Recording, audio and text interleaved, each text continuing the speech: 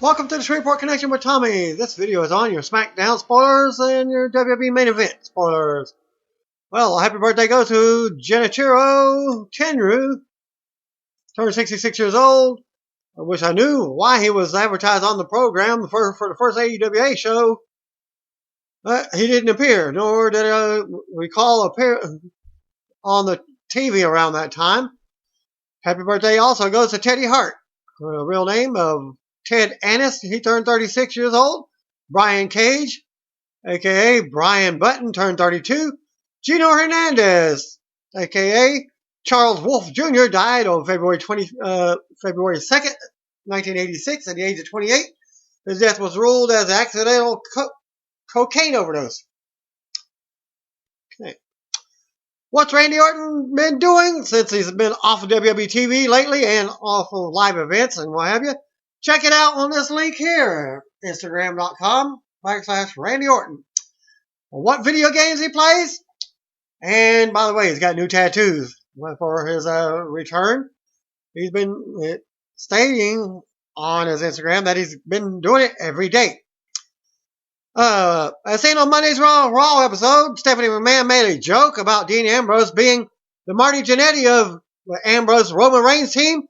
Marty Jannetty caught wind of it and responded to the segment on his Facebook page by saying, "Did that bitch just say what I think I just heard on Raw? Steph, should I remind the world all them kids might not be Triple H's?" As said the former WWE superstar. CBS did a piece on new WWE Studios Blumhouse movie slate. As you can check out the link, the movie was described as Chronicle meets Iron Man meets Menace to Society. At WWE Studios, Chronicle meets Iron Man meets Menace to Society. At CBS this morning on Slate. At WWE Studios, hashtag Sundance. At Blumhouse. Again, go to that link for more info. The Hollywood Reporter recently reported that the following synopsis for Slate, a new dramatic thriller that premiered at the Sundance Film Festival, a movie that WWE Studios and Blumhouse Productions have acquired the rights to. Written by Dillard and Alex Thunder, the film centers on a young street magician who is left to care for his little sister after his mother's passing and turns to drug dealing in the LA party scene to keep a roof over their heads. When he gets into trouble with his supplier, his sister is kidnapped, and then he is forced to rely on both his sleight of hand and brilliant mind to save her. It was reported earlier that Samoa Joe is scheduled to move up to the main roster sometime after WrestleMania 32. Some predictions have stated the Monday after WrestleMania 32. And there's been talk of having him make his debut, possibly even on WrestleMania 32, but probably after all, definitely. Joe's debut would delay if he defeats Finn Balor for the NXT Championship at the TakeOver. Thus, I would say add it if he does win the title, have a rematch on the pay-per-view itself or the day of the pay-per-view pre-WrestleMania event pre-match. Just my opinion. Something worth noting, announcers on this week's episode of NXT outright talked about Joe going to the main roster. As WWE indicated that the TakeOver Dallas could be his last big NXT match. A fan on Twitter wrote the iconic Matt Hardy, suggesting that the Hardy Boys should make a return to the WWE and take on the New Day. Hardy responded with the following shot at the WWE Tag Team Champions. No disrespect. And you can go to this link for proof of that. Here for you. At Matt Hardy. Brand. That's Matt's Twitter account. Are they the guys that wear strap-ons on their heads? That's not iconic. And Big E, WWE Big E responds back, to each his own. Twitter wrestling beef between people who work for different companies is childish. Be well. Well, at Matt Hardy Brand comments back, no beef here, just a sports entertainer like you guys. I hope your New Day rocks until we lock it up in a ring one day. At Big E, WWE Big E responds, this has been most civil interaction on Twitter. Are we supposed to hug now? And Matt Hardy Brand replies, I suppose so. Your power of positivity is iconic. I myself got in on a conversation, and I commented to all three guys, both Big E, Matt Hardy, and the guy who asked the question, to all three, why not make it happen on my Dream Match channel? You choose the match, I'll make it happen. And you can go to my Dream Matches on this link here for you. Well, it's actually youtube.com/user/SVR 2011 Dream Matches. James Storm and Bobby Roode recently spoke with the Huffington Post UK while on tour with the TNA. Full interview are on the Huffington Post.com website, or what do you call it? And here are the highlights. At one time, TNA's big tag team division had Team 3D, Bad Influence, and many more. Now there's the Wolves and some other new pairings. How do you view the depth of the division now? Well, James Storm replied, you've got the Wolves, Abyss and Crazy Steve, Jesse Goddard and Eli Drake, and Eric Young and Bram. I'll take a little bit, but I think we can get tag team wrestling back to where it used to be here in TNA. Bobby Roode also replied, I think it'd be good to bring in teams from outside of TNA too. There's a lot of good tag teams in the world. I think let's give them an opportunity to see what they can do. We're open to any challenge. We've got some unfinished business, but obviously our goal is to get a shot at the tag team titles. And if you checked out my videos, they did win the tag team titles against the Wolves. Spoiler. Big Dick from Lucha Underground suggested the WWE was trying to buy up their whole roster, with Samoa Joe, Austin Aries, AJ Styles, etc. going over to NXT. Do you think WWE is pursuing the same strategy with TNA? James Storm replied, for me, it only makes smart business. If they're able to do it because they've got the financial backing, then so be it. However, it's also big props to the guys that don't go. A lot of guys are always hating on the guys that don't go or leave or something. It's like you don't have to wrestle in WWE to be successful. A lot of people can't live without that or live with that. Bobby Roode also commented, the one thing that you learn in this business is that perception is reality. What you see on TV or what you read about the business is always true. Isn't always true. As James said, you don't have to go to WWE to make money or to be happy. I've been in TNA for nearly 15 years. I'm very happy financially. I'm doing well, and it's been very successful. In this business, we are all one big dysfunctional family. It doesn't matter which company you work for. Everyone wishes everyone else the best. Nobody ever wants to see a company fold. I don't know why some fans want to see the company do badly.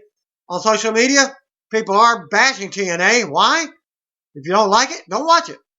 When I was a kid, I would have wanted wrestling on every single night.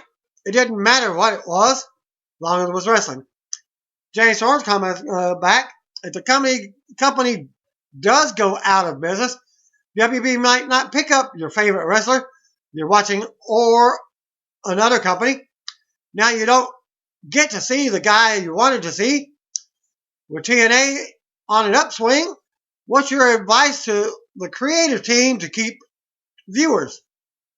James Storm first to reply. just consistent storylines. There's been a lot of times here at TNA where things have been hot-shotted or just rushed. When I was growing up watching wrestling, stories took a while.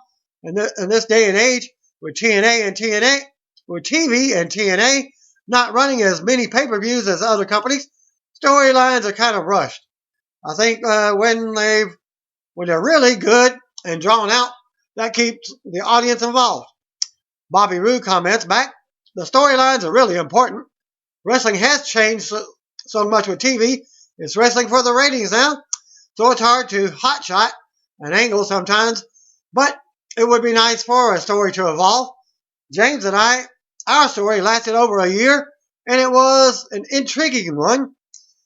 If it lasts over a year and half of the people can sink their teeth into something, already people are saying they want to see us wrestle the Wolves, but that's something you can build up to and get to that point. Again, you can go for more at the link I told you earlier. In this video link, TMZ Sports catches up with former WWE superstar Shad Gaspard. Shad, Crime Time tag team member. Shad, who has been doing some acting, says he and Crime Time partner JTG would love to return to WWE because they're wrestlers. Shad also comments on the current WWE product and says they're open to returning, but it's up to Triple H and the company. Cesaro was announced in Germany for the 4 WWE Live events next week in that country, so his return may not be in wrestling capacity, but he's scheduled to appear. WWE's website has confirmed that Cesaro will be appearing. Others advertised include Ric Flair, Roman Reigns, Alberto Del Rio, Intercontinental Champion Dean Ambrose, Kevin Owens, Big Show, Dolph Ziggler, Tag Team Champions The New Day, Usos, Lana, Rusev, Paige, and the WWE Divas Champion, Charlotte. But I'm not expecting Cesaro to wrestle.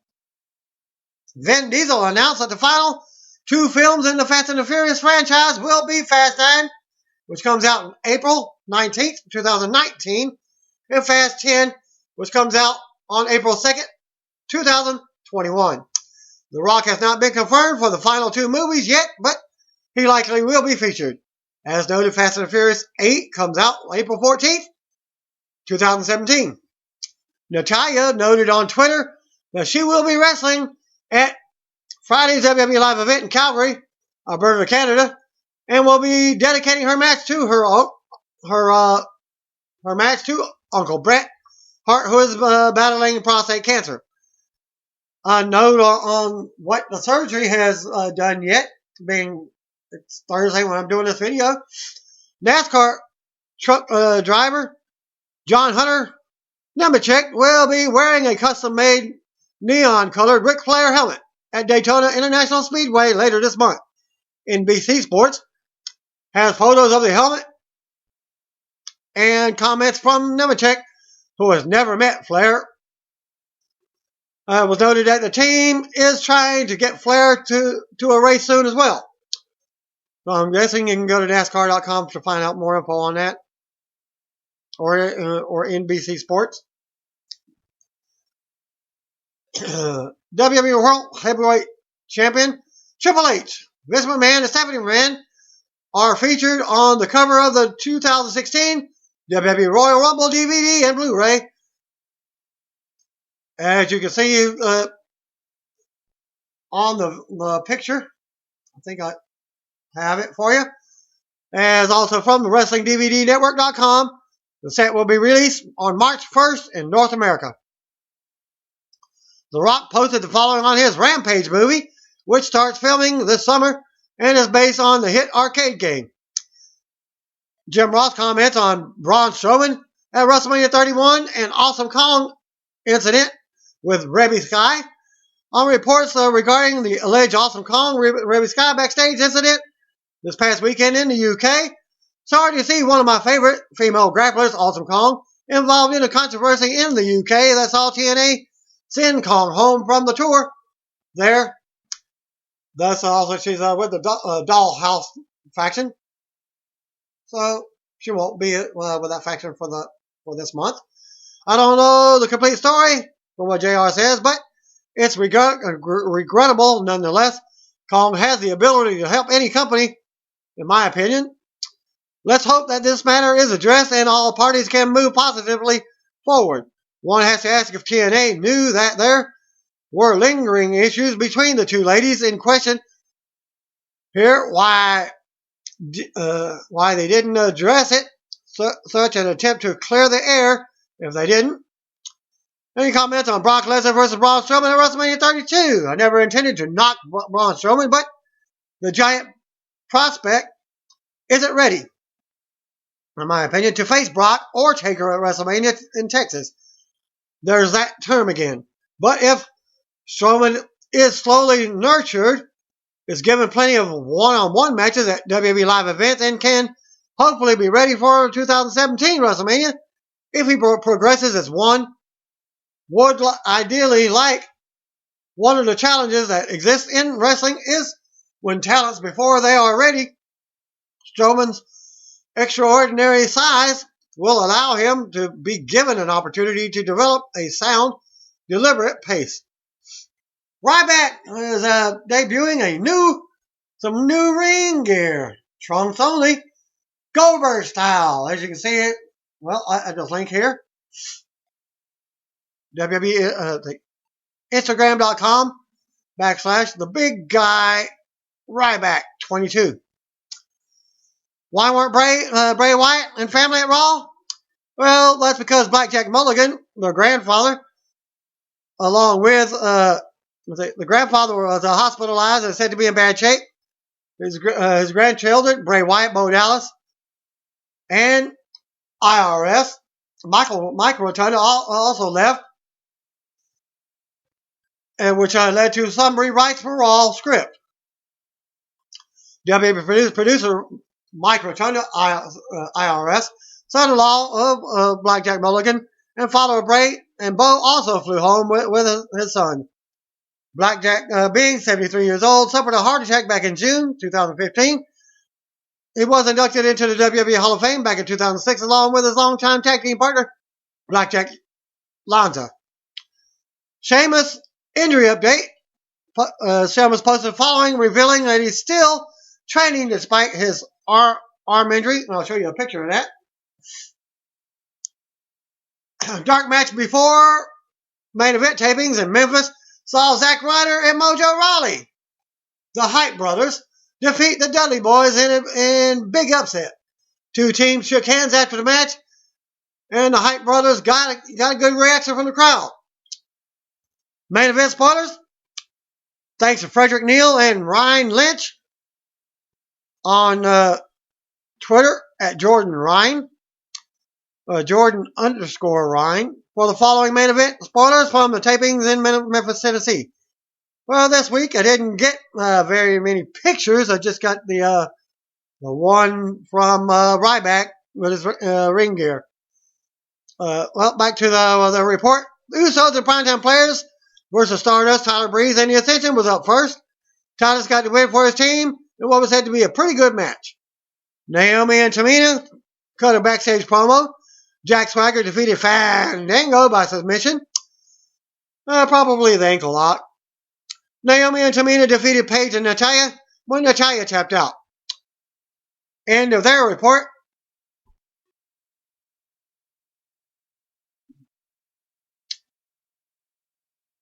And that was Wrestling Inc.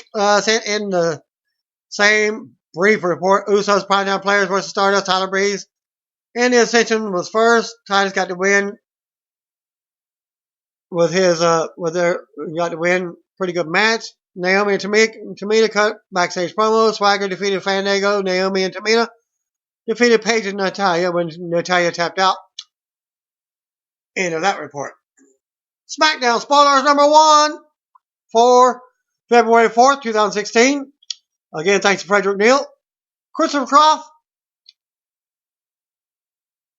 on Twitter is at CCROPF1, along with at Jordan_Ryan for the following SmackDown spoilers from Memphis, Tennessee. Roman Reigns versus Rusev, with Lana kicking on SmackDown. Match ended by DQ, but Alberto Del Rio interfered. Ambrose made the save. League of Nations got the upper hand. But Reigns brings in a steel chair in the ring, and they retreat. King Barrett was out. Next match was Kevin Owens versus the United States Champion Kalisto in a non-title match. Dolph Ziggler on commentary. Kalisto got the win with an assist from Ziggler. After the match, Owens lays Ziggler and Kalisto out. Miz cut a promo on AJ Styles. Ryback defeated Eric Rowan. Braun Strowman attacked Ryback after the match, but he escaped. Renee Young interviewed Becky Lynch backstage, but Sasha Banks interrupted. AJ Styles versus The Miz with Chris Jericho watching from ringside was up next. Styles wins a great match with a calf killer. Jericho cut a promo after the match and asked for a rematch. Styles agreed.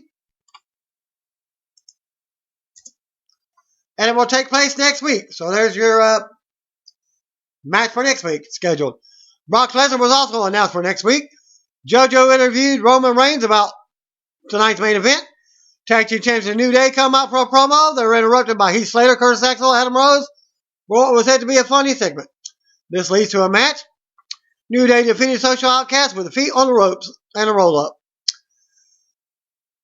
Divas Champion Charlotte defeated Alicia Fox with Brie Bella in a non-title match using the figure eight.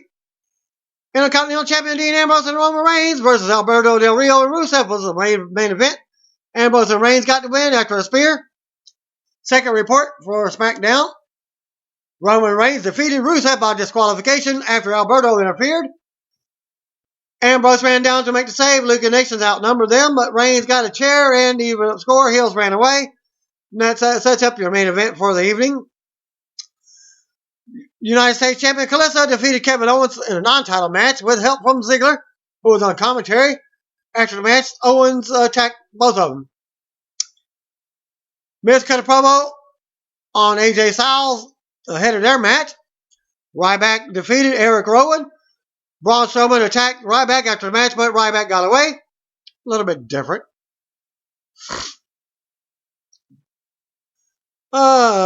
Backstage, Becky Lynch was interviewed by Renee Young, but Sasha Banks interrupted. AJ Styles defeated Miz with a calf killer leg submission. Chris Jericho was ringside for the match and cut a promo on AJ after the match. Jericho challenged him to a rematch, and AJ accepted. Set up for next week, New Day come out for a promo. Were interrupted by the Social Outcasts who say they will be tag team champions. New Day defeated the Social Outcasts. Kofi had his feet on the ropes for the pinfall. He is a little bit different from the other one. Divas Champion Charlotte defeated Alicia Fox with a figure eight. Ric Flair was at ringside with Charlotte, and Brie was on commentary. Goldust and R-Truth segment. Goldust keeps on asking R-Truth to be his tag team partner. Well, it's probably going to be another. Yeah, that type of thing. Roman Reigns and Dean Ambrose defeated Rusev and Alberto Del Rio when Reigns pinned Del Rio after a spear. Third report from SmackDown. From Memphis, Tennessee. Roman Reigns defeated Rusev by DQ after Alberto Del Rio interfered. Ambrose ran down to make the save. League of Nations outnumbered them, but Reigns got a chair and the heels ran away. Sets up the main event for the evening. U.S. Champion Kalisto defeated Kevin Owens in a non-title match with help from Ziggler, who was on commentary after the match. Owens attacked both of them. Miz cut a promo on AJ Styles ahead of their match. Ryback defeated Eric Rowan. Braun Strowman attacked Ryback after the match, but Ryback got away. Backstage, Becky Lynch was interviewed by Renee Young, but Sasha interfered. AJ Styles defeated The Miz with the calf killer. Chris Jericho was at ringside, cut a promo on AJ after the match. Jericho challenged him to a rematch, and AJ accepted. Set up for next week. New Day came out for a promo, but was interrupted by the Social Outcasts, who say they will be tag team champions. New Day defeated the Social Outcasts as Kofi used the feet on the ropes for the pinfall. 30 pin, just like on the games. Divas Champion Charlotte defeated Alicia Fox with a figure 8. Ric Flair was at ringside while Brie was on commentary. Goldust and R-Truth had a segment. Roman Reigns and Dean Ambrose defeated Rusev and Alberto Del Rio when Reigns pinned Del Rio after a spear. So actually, Reigns had faced both guys on SmackDown. Dark match main event on SmackDown was advertised as Roman Reigns and Dean Ambrose versus Alberto Del Rio and Kevin Owens. No results on that, even on Thursday. Thanks again. Peace out. See you on Mania. And that ends my report. If you don't know, just call me brothers and sisters.